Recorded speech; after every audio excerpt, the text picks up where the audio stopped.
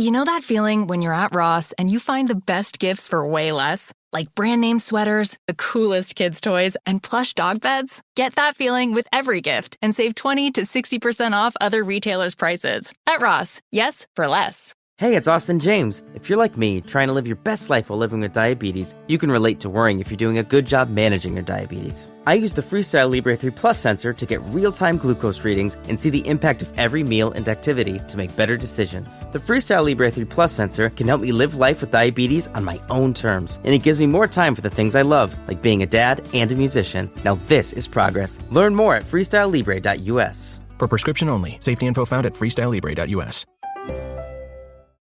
This episode is brought to you by AWS. Amazon Q Business is the generative AI assistant that can securely understand your business data, summarize results, and streamline tasks. Learn what Amazon Q Business can do for you at aws.com/learn more.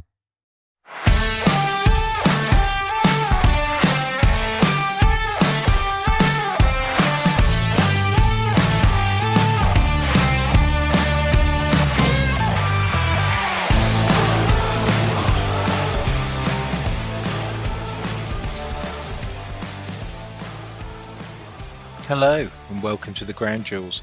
My name is James Dixon and I'm delighted you've joined us this week. We are speaking to Jim Waterson, the editor of London Centric, but he is a massive York City fan, and we're going to talk about Bootham Crescent, their ground from the mid-1930s to 2021. It instantly goes into one of my favourite podcasts that we've ever done. There's passion, there's fantastic storytelling in there. We go in places that this podcast hasn't gone before. We talk about sort of urban exploring around the stadium after it had been closed down. There's a mention of the Nazis, quite a surprising mention of the Nazis, but it was very much in context, and I'll let you find out about that a bit later on. It really is a fantastic episode. Jim was a fantastic guest and just fully embraced what the podcast was about, brought his own energy and stories, and it's brilliant. And I know I normally do an around the ground segment and to give you some stadium news and blah, blah, blah, blah, blah.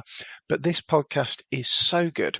This interview is so good that I just think we should get straight to it. Let's go to Jim and let's hear about Bootham Crescent. So today on the Ground Jewels, we're joined by Jim Waterson. He is the editor of London Centric, but we're not going to be talking about any of the great football grounds in London, nor any of the great rugby grounds or cricket grounds. We're going to be talking about Bootham Crescent, the former home of York City FC. Jim, welcome to the Ground Jewels. Thank you so much for having me. Now, Jim is the only guest who has turned up to a recording of the Ground Jewels with a mug of the ground that they're talking about. So I already feel this is going to go particularly well. What are you drinking out of your Bootham Crescent mug? I filled it up with water because I'm merely using this as a prop because I'm a terrible media tart who knew that it would look good on a clip. But the reason I brought this mug is I can't actually remember because the pandemic was so strange. But when I was handed this by the old commercial director, he said, I think we need to get rid of these because we're not actually going to be out at the ground by 2020, which is what we had printed on it. And Bootham Crescent, I think, officially closed in 2021 maybe, but I've got both a shirt saying final season 2019 and a mug saying final season 2020, so that shows you what a painful end it was for the ground we're about to discuss. I very much remember, and it's sort of jumping ahead because I was getting into sort of ground hopping at that time, sort of 2019, and for some reason the National League North was my favourite sort of league at the time. I was at Boston, which is another ground that doesn't exist anymore, the Jakeman Stadium, and I was watching you guys lose 3-1. And you had that fantastic Y-shaped kit design that season, and that result, along with maybe a game against Hereford, I think, ended up putting you behind. Was it South Shields or Kings Lynn on points per game, and you ended up not getting promoted, and it was. Yeah, painful. Yeah, York were in National League North at that point, and I always like to use the line. It's a line that is too good to check. I think we were possibly the world's lowest ranked full-time professional football team at one point in National League North. I'm not sure there was anyone else with a full-time squad who was doing mid-tier finishes in the seventh division. Sixth division it would have been, wouldn't it? So, Yeah. it was a real low point, that. And if you think about where we were then, we were the only team that missed out on promotion due to COVID, because when they did the points per game, if one fewer match had been played, one more match had been played and it had averaged out, then we'd have gone straight back up to National League on the averages they used in that first COVID season. And as it was, we had another few years of purgatory playing Curzon Ashton. Yeah. Well, it's looking up a little bit now, but let's go back to sort of the beginning and sort of find out your sort of York City origin story. And maybe like, so what's your sort of earliest York City memory? Well, according to my sadly departed mother, she was always annoyed that when she had me in York District Hospital, just over the other side of the railway tracks to Bootham Crescent, that the sound of the first York Scarborough derby was what was annoying her in the afternoon as she tried to have a nap a few days after having me. So that was back in 1989. But I grew up around York. I went to school in York. I overflow with civic pride, despite now living in London and running a London local news outlet. And York, the football club, though, weren't a massive part of my life. I'd be taken to the odd match. Weirdly, the local vicar once took me in about 98. I went to see an England under-21s with a guy called Jermaine Janus playing. I don't know what happened to him. And it was there, but my family weren't into sport, and it wasn't really a thing I regularly went to. But I weirdly was quite obsessively following the club through the local paper. I cared about the results. I cared if they did well. And I remember being in the playground in 1995 when York beat Man United 3-1 away at Old Trafford. And the kids would, I remember arguing over who got to be York City and who had to be Man United. But I was very nearly a Scarborough fan, and I dodged that narrowly. But really, my visits to Bootham Crescent started quite late, when I was about 16, 17. And I'd sort of, because I'd been following York through this era where the ground was sold by the old directors, the club repeatedly nearly went bust. It was saved, and then there was this torturous process of trying to make the sums add up and move to a new ground, which saw the club go to out of the Football League into the conference, which then got renamed several times over. And it was sort of plodding along at this point. It was plodding along. It had been through a lot of financial trouble. It was playing at this wonderfully decrepit 1930s ground that had barely been modernized, bar a few changes to the roof since then. And I just one day, for whatever reason, decided I wanted to go. And I took a mate. He was deeply unimpressed. It was a 5-0 win against Crawley in the National League. And I was just completely hooked on the ground as much as anything. I mean, I couldn't quite remember who was scoring that day. Maybe Clayton Donaldson, who was a great player at that time.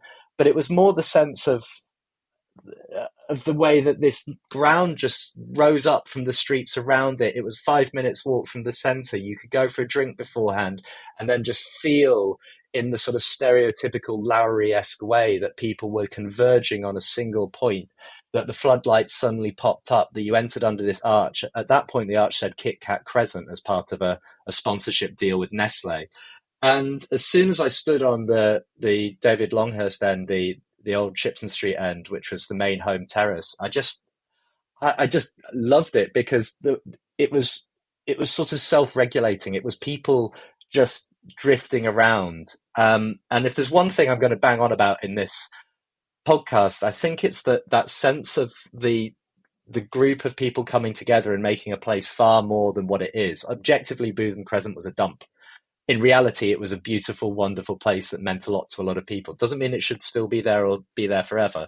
But some of my best friends I met, as it turned out, from basically turning up on my own some days, walking in, not knowing if anyone was there, pre-smartphone, and just going, "You're right, mate," and then just talking to them. Then they'd introduce me to someone else. And it became a whole new community for me, almost just because it still had terracing and that freedom to move, and people were welcoming. Not always welcoming, but usually welcoming. So that's why the ground itself matters so much to me, as much as the football, because I'm obsessive about the results. I go to as many matches as I can still, but and I've been to 100 odd grounds following York away, but it's that first moment that you walked into Bootham Crescent and it was weird and odd, and there was a rhythm that you felt had been going there for 70, 80 years. That was what hooked me. Yeah, that feeling of being part of something greater than yourself, but also a little bit more, with more longevity and history than yourself is quite intoxicating when you go into a ground, particularly one which, as you say, looked as, I'm trying to be polite, but sort of delightfully rubbish. It really it was even in the 90s on the TV when you'd occasionally get sort of like the nationwide highlights and things like that. It looked shit, but I could imagine having a really great time there. Yeah, I mean, there was one chunky main stand which had everything underneath it. You'd walk in, and there'd be a small car park behind some Victorian terraced houses, squeezed in next to a railway line. There was a sort of gravelly car park with the club offices facing onto it. The executive boxes, which were added in the 80s, faced out onto the car park, not onto the pitch. The turnstiles were belonged in a museum. I think some had come from Old Trafford back from their 1930s ones at some point. You squeezed in, handing over it was in many ways what it was by the end, which was a non-league ground that had seen better days, but it was a hell of a ground in some ways. There was the pop stand, which was the sort of cheaper seated terracing on one side of the pitch, a very low slung stand, which you accessed by buying a ticket to terrace and then paying £1 to transfer. And the away end. I mean, obviously a lot of people, when I talk to them about York, talk about being in the away end. Obviously, the look when people mention the away end toilets is something that they've seen things there. And gradually over time, more and more of it was fenced off as the terracing crumbled. Broadly speaking, somehow the peak attendance was something like 28,000. By the end, when you got 5 or 6 in there, it felt pretty packed. Yeah, and I think that those peak attendances came in sort of the big FA Cup runs in 70s and 80s, and in a very much sort of pre-Hillsborough sort of era, when we cared a little bit less about the safety of people going. But you do look back on some of the archive footage, and the club did a really great job when leaving Bootham Crescent of putting together media and eulogising it and paying tribute.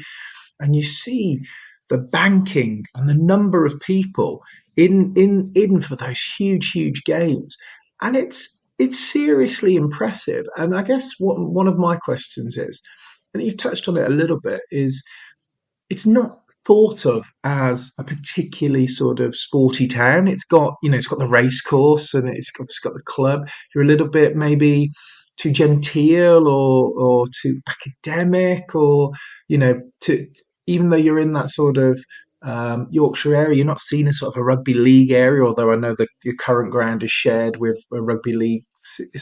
So, what was it?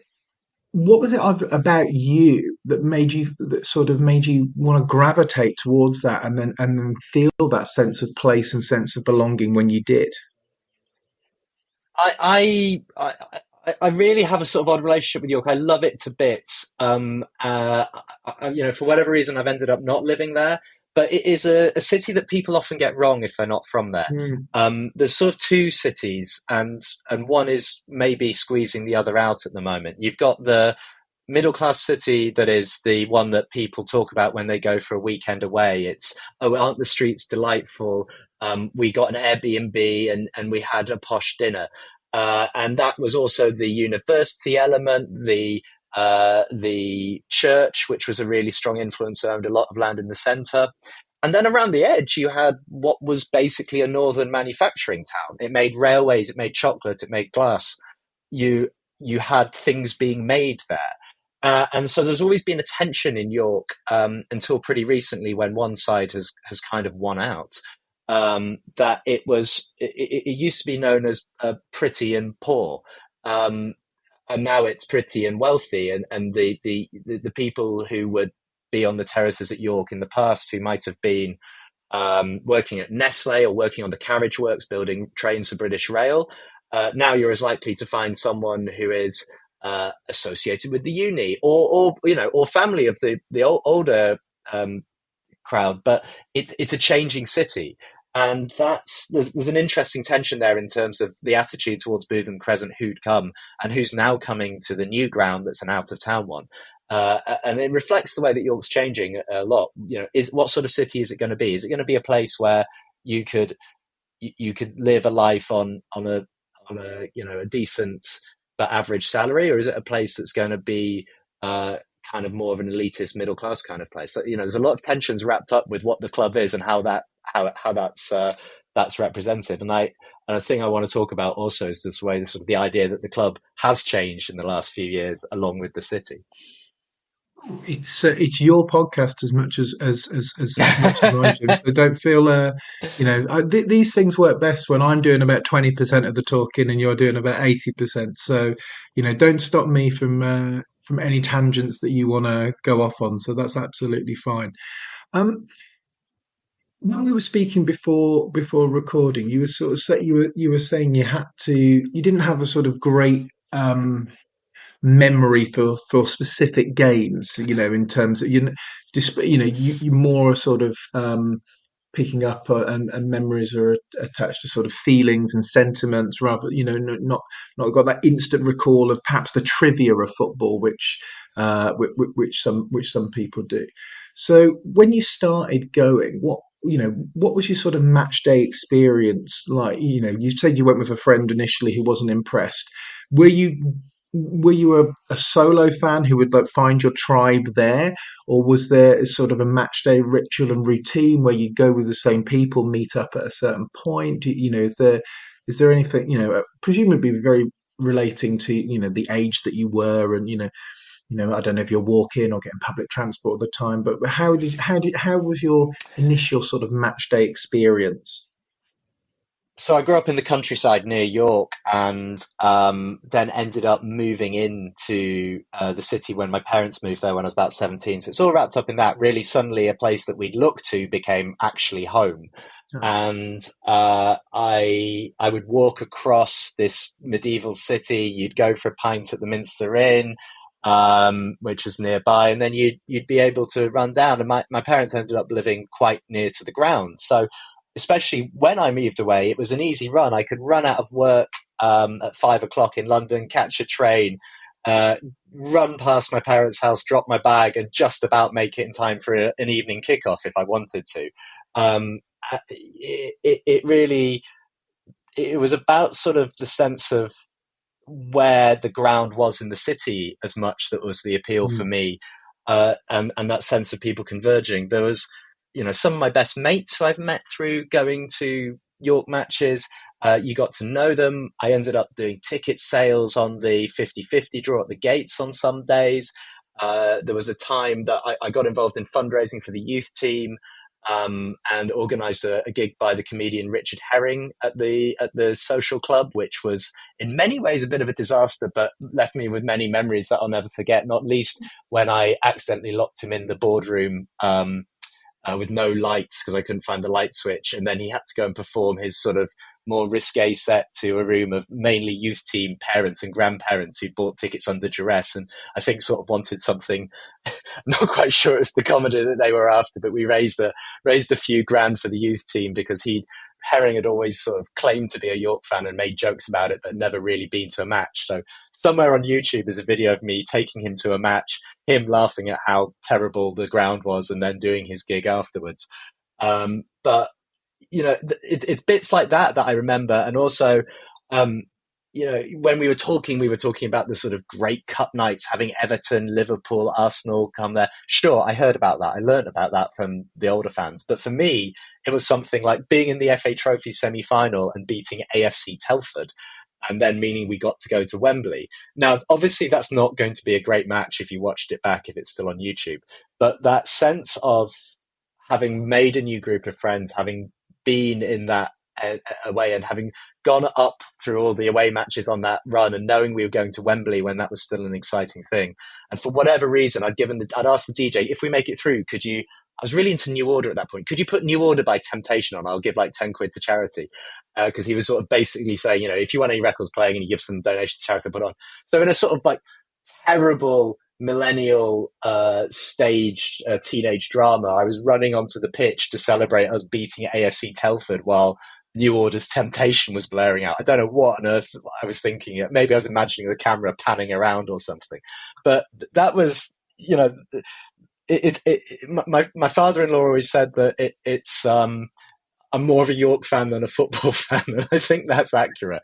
The bits that stick in the mind are those pushing for promotion from the conference, and then finally achieving it, where we'd have the world's lankiest player, Richard Brodie, somehow inexplicably up front, scoring 30-odd goals a season, or the now sadly departed Craig Farrell, or players who were just absolutely kind of not brilliant in themselves, but quite interesting, flawed individuals. And I ended up doing all the interviews for the club program, and getting very involved very, very quickly, and setting up all the club social media before anyone knew what social media was. And that was the bit that appealed to me, the sense that this matters to so much, and I want what they're having.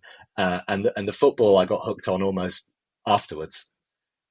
Yeah, I can see it. I can see it being incredibly intoxicating. And that point about civic pride and being a fan of the town, and using the sort of town to sort of advocate, the club to advocate for the town, is really powerful.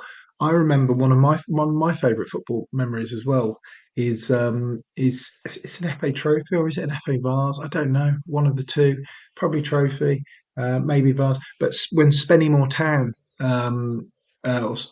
got to Wembley, and we played Tunbridge Wells. And you can probably tell from my accent that it doesn't sound like I'm from Durham, but but half the family is from Durham, and I got to go with my dad, and that's the side of the family that is from that part of the world.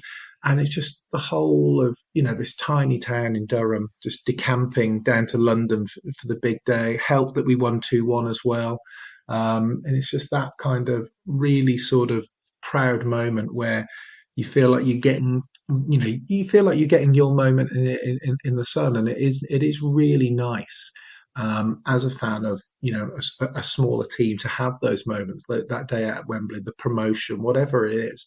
And I think it kind of puts, if you have that and if you get that, it puts all the drudgery and the negativity and the uncertainty, which definitely comes along with being a non-league fan, or a fan of a lower league team at the time, into perspective, and it gives it the relief from that. Because God knows there's been enough of that at York over the years. Right, and the potted history, for those who don't want to load up Wikipedia, is basically that York were plodding along as a sort of League One-ish club for many years.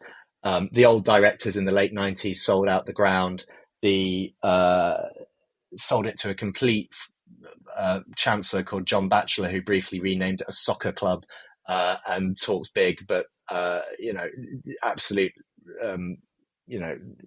I'll choose my words carefully, because it's not good to speak ill of the deceased. But he didn't leave the club in a good way. The fans rescued it. The fans struggled to run it, and it ended up owned by a local packaging merchant who spent most of his time trying to find a new ground, which ended up being a struggle in itself. So you had this asset that was already neglected in about 2000, which by 2 decades later was really, really showing its age, because everyone knew there was no point spending any money on it.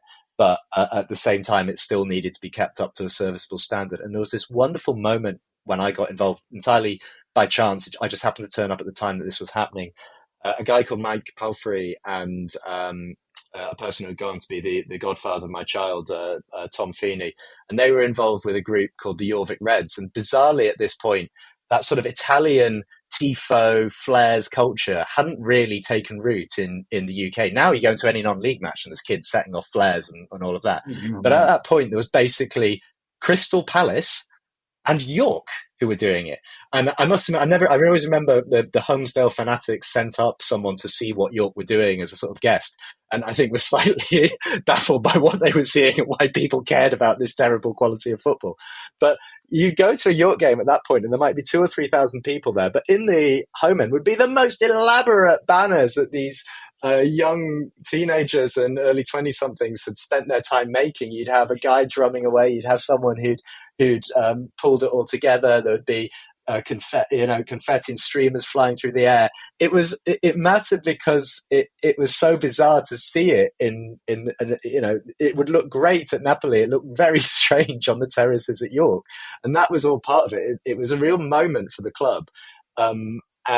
Which sadly was crushed by a lot of worries about safety officers. A few years later, and it would have been all over social media, and it would have brought in a whole new set of fans. But at the time, it sort of was just something that happened in the ground. Yeah, it's really interesting because when you think of English and tifo, you do go to Crystal Palace. I didn't know that about York, and you've got that's really interesting because it made me instantly. And no one's probably made this instant connection between York and the San Siro before. But you're talking, you've got like the Curva Nord there in the San Siro. Did you?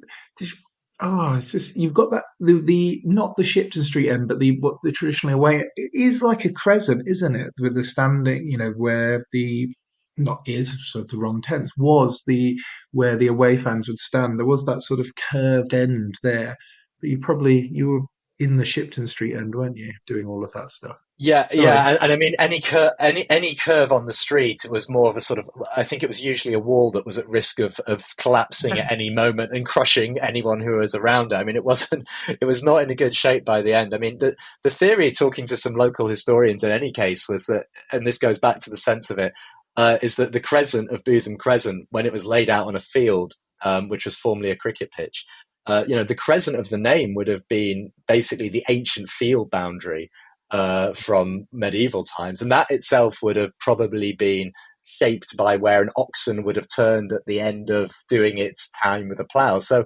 that sense in York, my parents lived nearby a few streets away and built a house in York, and they found 4 Roman burials under the kitchen. I mean, it's that kind of city. You put a spade in the ground and you're going to find weird old stuff. And that, who knows how many Romans once kicked a bladder around on the site of what was Bootham Crescent. Things are just everywhere in York, and the connection goes back always further than you realise. When unprecedented times are all the time, it's time to start walking the talk with PwC. Leaders like you turn to PwC to see and stay ahead. Upskill your workforce, use intelligent automation, and transform big ideas into breakthrough outcomes. Explore the human-led, tech-powered solutions that help you thrive. It's all part of PwC. Learn more at pwc.com. The holidays are back at Starbucks, and there's so much to share. With classics like Caramel Brulee Latte, Peppermint Mocha, and Chestnut Praline Latte, we're celebrating everyone's flavor of festivity. Order yours in the app. When it comes to towing, seeing is believing. That's why Chevy Truck's advanced camera technology offers up to 8 available cameras for 14 unique views, so you can focus on the view that really matters. Chevrolet, together let's drive. Learn more about Chevy Trucks at Chevy.com. Safety or driver assistance features are no substitute for the driver's responsibility to operate the vehicle in a safe manner. Read the vehicle owner's manual for important feature limitations and information. It's really interesting. And I think there's something as well in terms, there's definitely something in terms of having that young, energetic fan base, not having that those in a big club, you've got the layers of bureaucracy. Whereas if you're at a small, you can, like you do, talk to the DJ and got your song play, or talk to someone who's just you feel like you can do it because there's no supporters trust liaison officer or something like that. It's just like you've got that close connection to each other, and you've got the close connection to the ground and the community, and you can express yourself in these brilliant ways. It doesn't half attract some moaners though at the same time.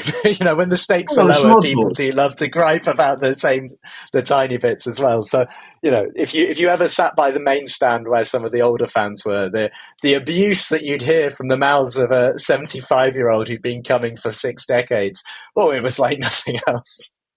Yeah, no one likes change. We know this. We know this. This is a universal truth. But I think it's brilliant, and I think it's one of those. It's one of those. I've got this lovely image now, and I wish. I mean, I don't know if you got any image, but I wonder if there is any sort of archive imagery of that we could kind of put out with the episode. Any sort of old photos, or I know there might not be like, but yeah, even as just a little snippet, that would be fantastic to see. Well, there's an extraordinary photographer called Tony Cole who it's not his day job, but he's done 3 books on York City, all in black and white, and they are just an incredible set of photos, regardless of whether you're interested in York or not. If you're just listening to this and you're interested in football culture, see if Tony's books are still available and in print, because they capture the last days of Bootham Crescent like nothing else. And if I had that 5 or 6 years where I was popping back the whole time, I'd moved away for university, but I'd try and get back up as much as I could. I'd come back up for all the big matches. We got promoted. We won at Wembley twice in a week in 2012, where we won both the FA Trophy and the league playoff final. During that era, bizarrely, our big rivals, because York has never really had a proper local rival other than Scarborough, the big rivals were Luton Town, and we kept beating them, and it was great. When they would hate us. There was an away match where Tommy Robinson and the EDL tried to attack our fans with brooms. But we were beating Luton. We were the 2 big ex-league clubs that were going head to head in non-league, and we were coming up on top. Of course, they slightly overtook us, and while we ended up in Conference North, they were pushing for promotion to the Premier League. But there was that glorious era, and then we sort of had another push where future England goalkeeper Nick Pope almost got us into League One, and then it all went to pieces. And within a few years of getting promotion and going, okay, we got this now. We're a lower league club. We're going to be fine. We was back in Conference North. Well, not back in Conference North, in Conference North for the first time ever. And I really think a lot of people kind of had enough or cut back on going at that point, because it was just, I thought we'd escape this. And not only did we get back into non-league, we'd gone straight back out the other end, and we're playing at basically fenced off 3G pitches in community centres.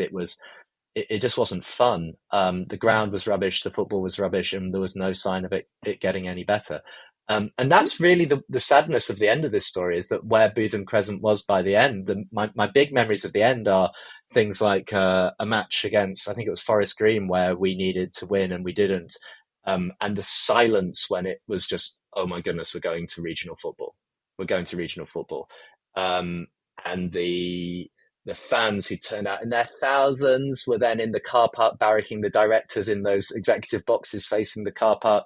It was a really nasty atmosphere, and then we didn't even get to say goodbye to the ground. Yeah, because a lot of clubs have this moment. There's Mansfield near me went into the conference, and now they're right at the top of League One, and they use it as a moment to reset. And yeah, it took you guys a while, but you get the promotion back to the Football League. So, and at that point, usually you've got these examples like I said, Mansfield, but Lincoln as well, and Luton to a certain extent. And looking what's Wrexham, Notts County, recent examples, and they go, okay, now we know what went wrong. We're not going to let that happen again. But what's that sort of that fan base experience when you go through that trauma for a second time? Because I mean, the truth is, and I'm getting this as a Birmingham City fan, sometimes going down a division can be really fun, especially if you've been struggling. It brings people out of the woodwork, because actually people don't want to go and watch a team be absolutely rubbish and scrape out draws and get to 50 points and survive on the last day. they quite like going down and beating up on some teams that are a little bit smaller than them because it feels good and it brings, it's nice to watch a winning side. But then when you feel, well, yeah, there's this, yeah, but then you dropping through that must be like galling. And I'd never really thought about it like this until you said that, but I suppose every workplace maybe has the person who's been moved sideways to a non-job. Congratulations, John. Yeah, we sort of feel it's time for you to become head of paperclips, and everyone's like, "Well, he used to be great. We keep him on the payroll, and it's nice that he's still here, and we'll make sure he gets an invite to the work drinks. And could you talk to him for a bit because he's a bit lonely?" God, it started to feel a bit like that being York in Conference North or whatever. When people are like, "How are you doing?" It's like, "No, we're still rubbish." No, I mean it's not like a fun rubbish. It's not sort of rebuild rubbish. No, we're actively just plodding along, going for our mid-table finish in Conference North. And it wasn't clear that there would be an easy way out of that. Even the Conference North to conference promotion was achieved. I mean, skin of teeth doesn't quite cover it. I mean, snuck into the playoffs right at the death. Then we're incredibly lucky with a run of matches, and then got promoted. But I'm getting ahead of myself because that was the thing that made the new stadium have some sort of personality, and we're here to talk about Bootham Crescent and its sort of strange decay at the end of the 2010s. Yeah, we can. So how do you want to do it? Because the very end is very sad for me, because you have this opportunity to sort of say goodbye. It's planned to be the last season. I think that gets sort of pushed and delayed a little bit, so you have a couple of these last seasons. But there would be people who probably be York fans, maybe as far away as Australia or whatever, would have been like, "Well, it means a lot. I'm going to make sure I'm back." Whether it's going to be at the very final game or get back and see it, one last time. And you have this season where you're going relatively well. I think you're going very well up until Christmas. You're leading the National League North. It feels like it could be a fitting send off to the old ground. And then this thing happens in Wuhan. I think we start hearing about COVID in sort of December, January, and then by March, everyone's off work and you guys you're squabbling with Kings Lane fans on messaging boards about points per game. and people who so go ahead. It was rubbish. I mean, there was quite a lot going on in the world at that point. I mean, there's two political campaigns I've been involved with in York. First was back at the 2010 general election. Before if you remember, the Lib Dems got in a lot of trouble by signing big pledge cards saying we won't raise tuition fees. Before they realised that was a trap, I got every candidate standing for election in York to pose with one saying, "I will build York a new ground and secure its future," which I'd ended up sort of for a brief period running basically a lobbying campaign for a new ground. Weirdly, I then realised how much I loved Bootham Crescent and deeply regretted it, but I thought I was helping to save the club, and in a tiny way maybe might have nudged the council and others to commit to building a new ground that meant at least there is still a club there. And then the second was this COVID season where I was working at The Guardian as a journalist and had been for quite a while, and the word got around a few MPs that I was a York fan, and there were two MPs, neither of them actually anywhere near York, the MP for Peterborough and the MP for Alan Mack somewhere in Hampshire, who were like, "We need to make sure York can play its playoff matches in Conference North." And DCMS were like, "There's a pandemic on, we're only allowing good football to happen because that'll keep people happy."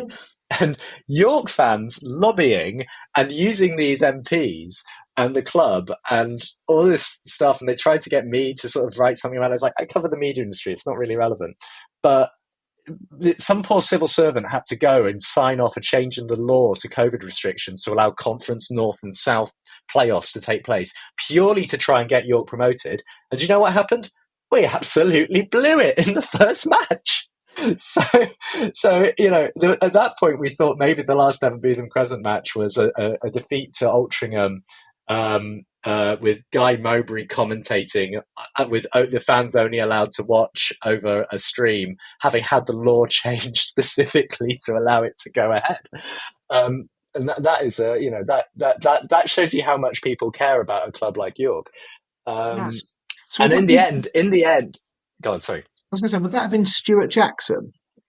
Yeah, it was. No. Sorry, not Stuart Jackson. Ed, you can edit this out. He's a nice guy, and I should be able to remember his name. It was Paul. The Peter MP was Paul Bristow, who really went up his way. He's not from York, but he's a massive York supporter, and you still see him at games. He was a Tory MP for Peterborough, and he basically pulled in every favour to make sure that York could play in playoffs in the middle of the pandemic. That's one of the better bits of COVID corruption I've heard about. I mean, absolutely love it. And I think he'd be proud of hearing his name and that story told, rather than it's all embarrassed. So I hope he knows that was a good legacy of having him in the governing party. Yeah, I mean, it certainly seems more defensible than Cheltenham races in March 2020. So that's fine. But then you get this sort of reprieve, or sort of semi-reprieve, because the York Community Stadium's not ready, or I forget the exact story about. So you're going to play another season. Then there's a second wave of restrictions, aren't there?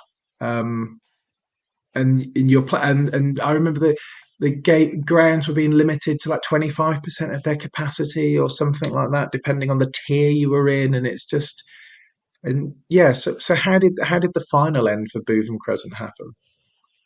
There was some match, God knows what it was. I think the league was even abandoned in the end that year, where 500 or so York fans were allowed in. And it was this massive effort to, make sure everything was sanitized and everyone was sitting 3 seats apart. And I almost wish it hadn't happened in some way. I'm sure it's great for those people who got to go and take a picture, but it wasn't the final match at Bootham Crescent, because that didn't happen. That was there was a game that was, I think, scrubbed from the record books, where 500 people sat around and watched some players play, but that wasn't the last match at Bootham Crescent. The last match at Bootham Crescent was the one that took place just before the restrictions came in 2020, where York were looking to push for promotion, and it was, can we do a send off to the old ground?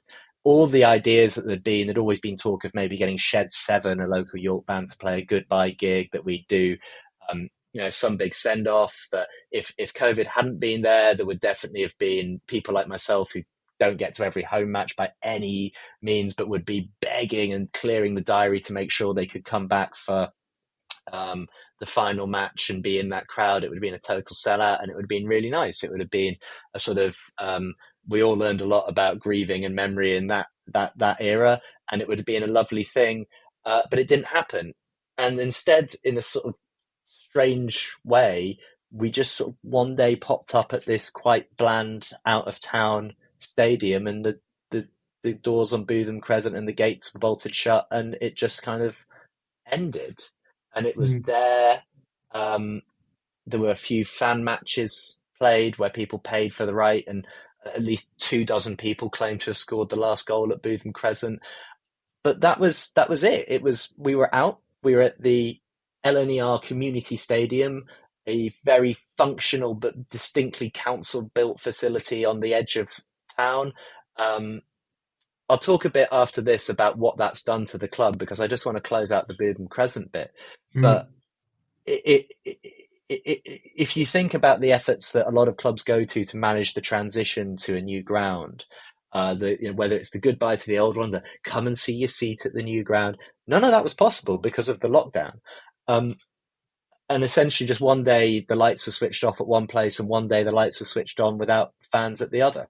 And it's taken a lot to rebuild what I almost think is now a new club, in some ways, at the new ground. And something was lost with the loss of Bootham Crescent that will never come back, and that's not necessarily unhealthy. But it's a shame that there was never really a definitive moment where that happened. Yeah, I think absolutely. I think there's grounds have natural life cycles, and we know the pressures of on land and other uses, notably housing, etc. But they're so important to people that if you are going to move, it needs to be for good reasons, and it needs to be done properly. You can, um, I think people would generally prefer not to move. They like what they like, and there's a reason they've become fans and they've been drawn to that place in the first place. But I think very much, clubs being sort of custodians and sort of representatives of their city, they have the obligation to do well by their fans, because it's ultimately their customers. We hate using the word customer, but they're their lifeblood. You've got, if you treat fans well, then fans will reward, pay that back tenfold. And obviously certain things are out of their hand, but it does feel sort of, it feels galling for people, because there's lots. We've talked about COVID a lot on this podcast. There's teams that were able to that won for the first time in a long time. Rangers being a great example, Leeds being a great example, won in that COVID Wickham as season. well, yeah. Liverpool weren't able to celebrate properly, but that's bad. But not being able to grieve properly feels a lot worse. And I know there was much worse going on in terms of grieving and COVID restrictions, and in the real world. But for more the small parochial bit of the world of football architecture, which this podcast concerns itself with, this is a huge deal. And yeah, in many ways, the new ground, it was is will have facets of it that are definitely superior in terms of facilities. You're going to have Women's Rugby World Cup matches there next year as part, and that'll be great. And certainly wouldn't have been bringing those games to York and if Bootham Crescent was the ground. So that, there are positives with new developments, but it is sad. There is, you do lose something as well. I had my first kid at the start of the pandemic, and the sort of the annoyance that I just was never going to be able to say that I'd taken him even as in a buggy to Bootham Crescent. So I've got one picture of him standing outside the locked gates of Bootham Crescent, crying his eyes out because I was trying to make him pose, and it looks like a sort of Martin Parr photo of a sort of poor 70s child being forced to stand on a cold, windy seaside or something. It's quite the picture. But my final ever visit to Bootham Crescent was after a chat with, I probably won't name them, but they know who they are if they're listening to this, who had told me when I was said I'd love to have just seen inside one final time, because English Heritage were doing, it was considered such an oddity, this 1930s ground, that English Heritage did an incredible project to really document it and dig it up and do archaeology on a football ground, so it was recorded for posterity. And there's an incredible body of work that they did, aided by the fact that York has a strong archaeological community. And The Guardian, my colleague at the time, Lexi Topping, did an incredible write-up of it. So if you Google York Historic England, I think it was Historic England who did it, then there's some stuff there. But I was tipped off that there was maybe a way into the ground. And one night when I was staying at my parents', I slipped out, and it was very, very dark. It was about 9 p.m, except there was a very bright moon that night. And I got up to the gates, and I'm a scrawny person, and I just managed to slip around the fence that they'd put over the main entrance. And I'd been told that if you jimmied up the fire escape to the main stand and took a bit of a leap of faith, you could end up on the roof of the old social club and clamber into the ground, which I did. And there was a moment, because it started to rain and it got a bit slippy on that roof, that I started to realize that there was a headline forming in my head: Guardian journalist found dead in mysterious circumstances at defunct football ground. That was going to be my legacy.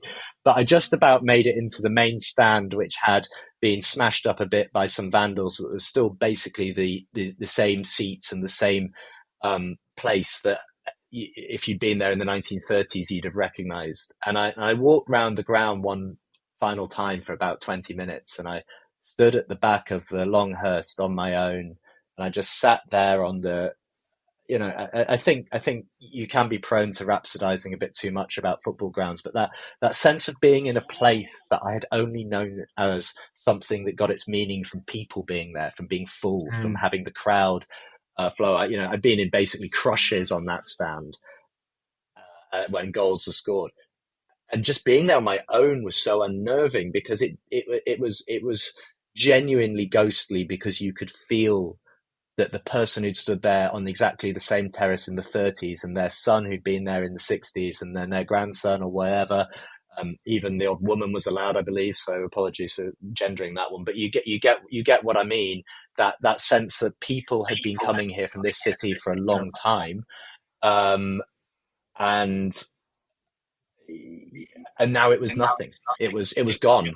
And there was a tunnel under the pop stand that I snuck into, which used to be used until the 70s for switching ends. And there was still graffiti from that time. I think there was some Bradford Park Avenue fan graffiti, and that really dates it. And I'll be honest, by the end, I was absolutely shit scared. I was getting when you're in a place and no one knows you're there, and you're on your own. And actually, by that point, I was starting to wondering, well, I jumped down a couple of meters to get into here. How am I going to get back out? And how am I going to explain this to anyone? But wandering around it was honestly one of the most extraordinary things I've ever done, in terms of a place that I knew in one sense, and instead just being there, lit up by the moon, trying to capture it in my head for one final time. And in some ways, that's the memory of that sticks strongest in my head now, that final visit back and compartmentalizing all the stuff that I'd seen there, all the fun I'd had, whether it was a football match or the time I went to see Frank Sidebottom play in the social club in one of the funniest gigs I'd ever been to, or the time I'd been helping the club out with social media there, and all the friends I'd met there, and knowing that I'd never, ever, ever see it again. And then I just slipped back out and it was gone. And that was the end of Bootham Crescent for me personally. And the end of the club in a certain form. My life had changed. I was living in London. And the new ground wasn't quite the same thing. And it's a different club now. It's a different thing, and it serves a different purpose. And if you go to Bootham Crescent now, you'll find Persimmon, who were involved who have been waiting for 2 decades to develop it, are putting up a load of perfectly functional, Persimmon homes. They've kept a little bit of one of the old stands, so there'll be a nice memorial garden. Because of course, one of the weirdest things was some people had their ashes scattered and buried by the side of the pitch. So you don't just move a football ground; you've got to basically, is anyone's grandpa buried here? Could you get back in touch if you know grandpa's here? And other things like there was literally, it's not just the people who are stuck on main stand season tickets. You literally had to dig up some of them. And then there was the question of what do you do with all the bits of the ground? Well, there was a building for the future wall where people had bought bricks, which started to collapse during our time in the conference. And every time you turned up to a match, the building for the future wall had lost a few bricks that were shattered on the ground. And everything was then auctioned off in an incredible auction that was done not on eBay in a way that would be sensible, but by a blind auction where it was just paper bid, and every item, whether it was the urinals or whether it was the signs from all around the pitch, you had to guess not only how much you were willing to pay, but which idiot would be willing to bid a certain amount, and can you bid £1 more? And there was a lot of people of a certain era who ended up paying way over the odds for total trash, including myself. So I have a giant sign from the family area of Bootham Crescent at the end of my garden saying, please don't swear in this family area. Anyone will be kicked out if they break the rules, which unfortunately I've been made to put in the shed because apparently it ruins the vibe of the nice garden. But all over the country now are turnstiles and random signs and bits like that. There's a production company in York who make TV called Button Down, and if you go into their office, it's part TV production company and part a recreation of Bootham Crescent with all sorts of bits of memorabilia in a museum. And I always thought in some ways the case for keeping Bootham Crescent would be almost as a living museum, a bit like Beamish up near Durham, that you could take kids on a school trip. I know you're a Liverpool fan, Jono, but this is what football used to look like. That was almost the best case for staying at Bootham Crescent, literally as a museum piece. But York's got a lot of museums, and York is changing. York maybe needed to change. I think it's a desperately sad thing that we couldn't find sites for a ground in the city centre. There was constant talk of putting it by the railway station or by the racecourse, and instead it's ended up at the world's blandest shopping centre with a terrible public transport link and people driving there. And the worst thing about the move to the new stadium? They got promoted? No, that was great. The worst thing about the new stadium is the public bloody love it. Attendances are through the roof. There's a whole new generation of fans. There's a youthfulness around the club and an energy around the club. It is objectively not what I signed up for as a York fan, and it is a roaring success.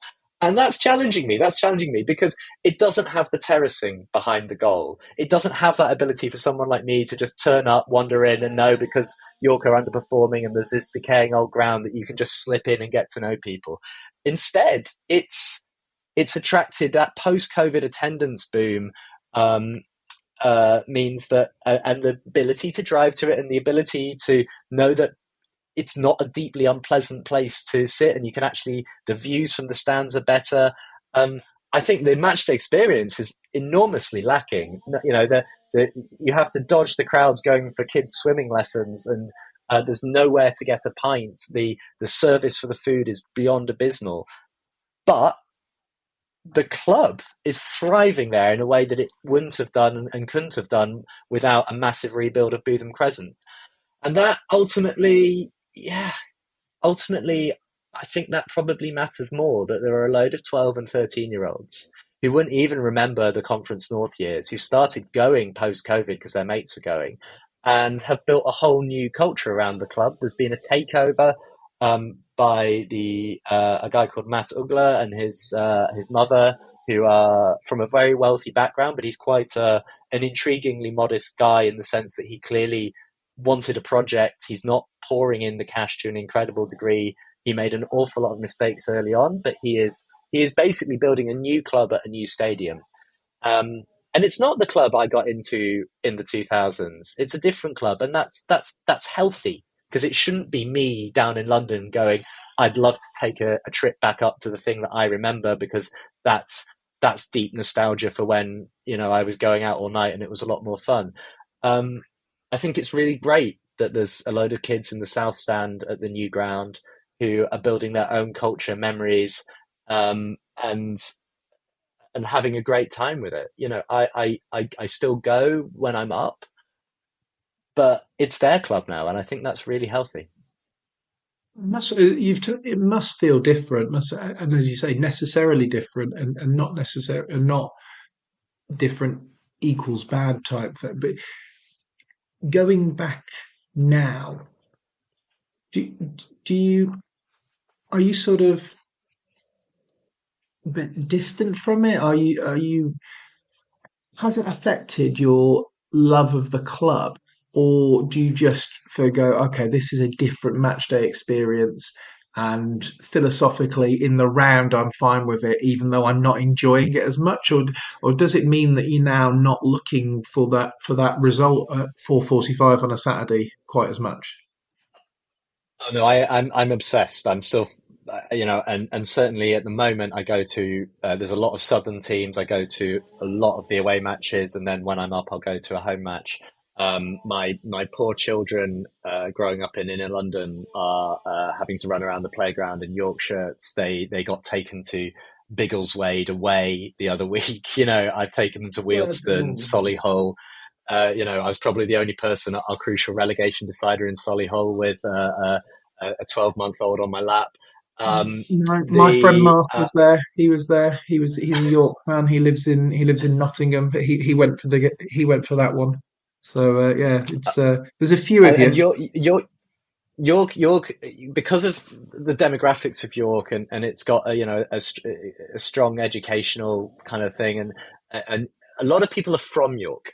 And so there's often an enormous turnout for away games. I remember going to a Tuesday night at Bromley, and the announcer saying, thanks so much to the sort of 300 or 400 York fans who came all the way down. And I looked around and I think, well, I think I know at least half of you, and I'm pretty sure most of you are going back to Zone 3. It has from a north of the river. potential fan. Exactly. There's a potential fan base for York that's way beyond the home crowds. But suddenly you're seeing near sellouts at the LNER. You're seeing 6,000-7,000. They were lucky to get 3,000 even on good runs at Bootham Crescent. There's a guy called Frank Ormston who's been involved in the club for years, and he's got a similar thing. I saw him tweet the other day that he's turning 60 and he often felt at Bootham Crescent like he was one of the younger ones there. You can't make people get into something that is just not what they expect. And for better or worse, unfortunately, trying to convince kids of today to go and do visit what's basically a museum piece didn't work. And there is something about the LNER and the new ground that works for them. I hate the fact that, A, it's no longer right next door to my parents' house, and B, I can't roll into York Station and be there 10 minutes later. Instead, I have to sort of borrow a bike or walk for the best part of an hour. I think the matchday experience is severely lacking, but it clearly works for a lot of people, and that's what I mean. There is a new club that is being formed, one that works well, is well run, has money, and is looking for promotion at a new ground. And that reinvention, I can't say anything other than how is that not healthy? There's so much that could be done to improve the new ground.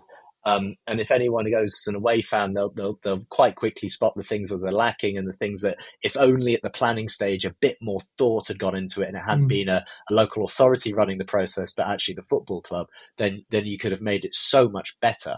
And it's still pretty basic. It has more in common with something that was built in the 2000s, like Burton Albion's ground, than it does with some of the places that have similar capacity. But we are where we are. It's been built. It's going to be the home. Hopefully some money can be spent on it. Maybe at some point the Uglers could get ownership of it and improve it themselves. But whether it's the rugby league team, whether it's the women's rugby league team who are playing there, it's home to, internationals and things like that. Annoyingly and infuriatingly, Leeds under 21 keep playing there. And that is a major bone of contention with York fans. Because, of course, I think technically the last ever match at Bootham Crescent was a Leeds under-21 match that then got mysteriously cancelled when the fans went, "What the hell are you doing?" Actually, I'm just going to check that. I just want to check if that was the final match, and then we can just you can slot that in. It's a day for fake news, Jim. I think we're recording this on the 6th of November. We're allowed to lie a little. This is Jim's big lie that Leeds under-21s played the last game at Bootham Crescent. I just need to check this. Oh my God, we haven't mentioned the Nazis. How have we not mentioned the Nazis? That is a clip that we're going to use for social media. Good job you don't work for The Guardian anymore, Jim. You've got to slot this in at some point. Is this the Nazis in the Bootham Crescent was used for a war film or something like that? Was it? There is an incredible thread, which I hope you can link to in the comments or anything else that goes out with this, called the York City Banter Era, which was put together by a friend of mine called Ben. And in it, he basically does this incredible run of totally preposterous, very tin pot things that happened to York during the 2010s. And one of the absolute best was when, I can't even stop laughing, when some photographer turned up at the ground one day on a tip that Bootham Crescent had been covered in swastikas and Hitler was wandering around. And a Bollywood film about the Indian field hockey team's triumph at the 1936 Olympics was being filmed at Bootham Crescent. And without telling any of the fans, someone at the club had taken a few grand. And there was just all these stormtroopers and Waffen-SS and Hitler and giant swastika banners behind the away end, not the away end, behind the main stand. And just the photos, if you Google York City Bootham Crescent Nazis, that you will find are I mean, imagine not telling the fans that this was happening and then everyone just seeing, well, I know we've had our problems with the chairman in the past, but what is going on here? It was one of those all-time great, how has the club allowed this to happen moments? Why, what is going on? How are we so short on money that we've just allowed the ground to be pictured covered in swastikas?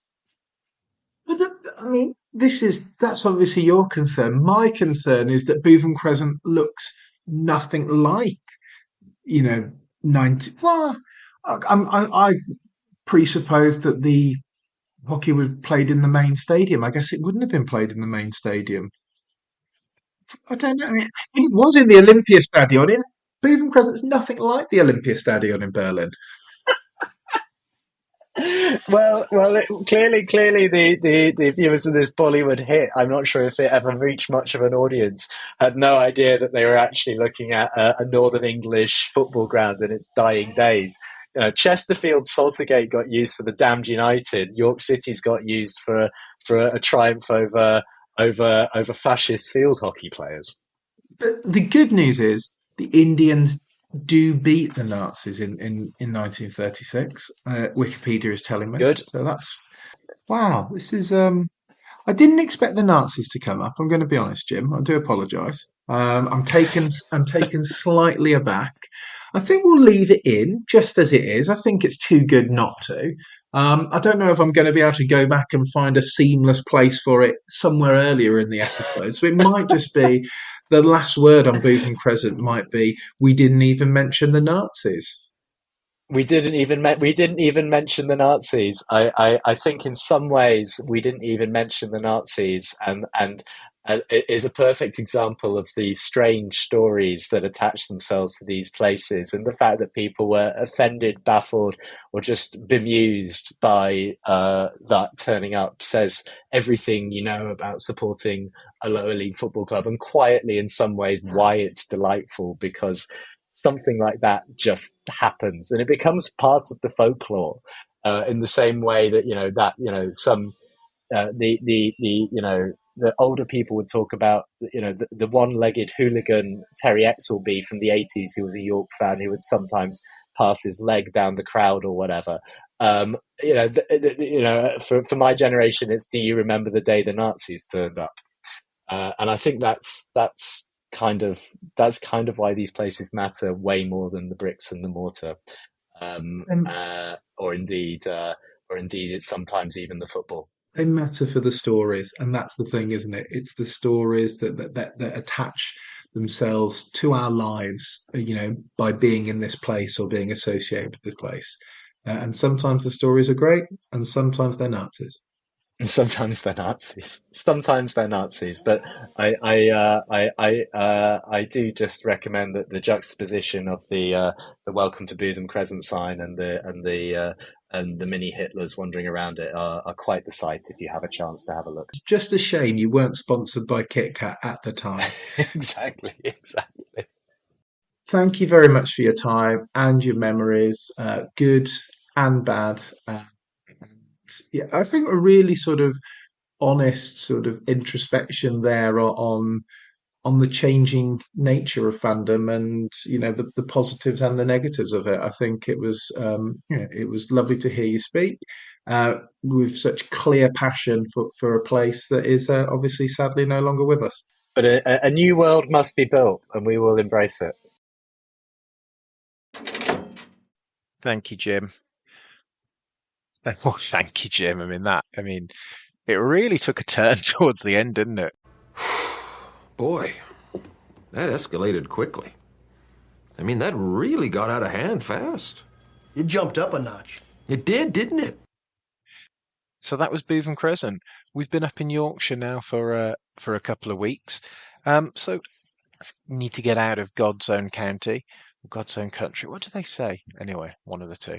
I'm reading a fantastic book at the moment by someone I know sort of vaguely through cricket, an author called John Houghton. He sat down with Geoffrey Boycott and wrote during the pandemic and wrote a book called Being Geoffrey Boycott, and it is brilliant. But I've got Yorkshire on the brain, and it's a great book, great for Christmas if you need something for a cricket fan. I'm rambling. I'm sorry. No, we're going to go away from Yorkshire next week, but we're going to stick in the sort of Guardian cinematic universe, if that's the thing. And we're going to speak to the wonderful cartoonist David Squires. David entertains so many of us with his brilliant and perceptive and hilarious football cartoons in The Guardian each week. He also works for L'Equipe, El Freund, lots of really great and prestigious titles.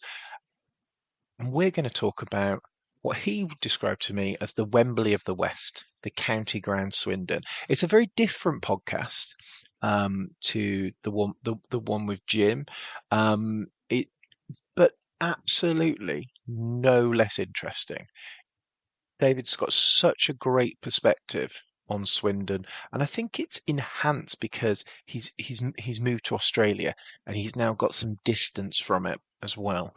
But he was there all through the glory years. And yes, you might be looking at the Football League table at the moment. You might be a youngster. In fact, you're probably not. My analytics say you're not a youngster listening to this podcast. But you might look at Swindon had glory years. Yes, they did. Late 80s, early 90s. He was there all throughout that. And there's some great stories in the podcast. So join us next week where we'll hear from David Squires. Till next time.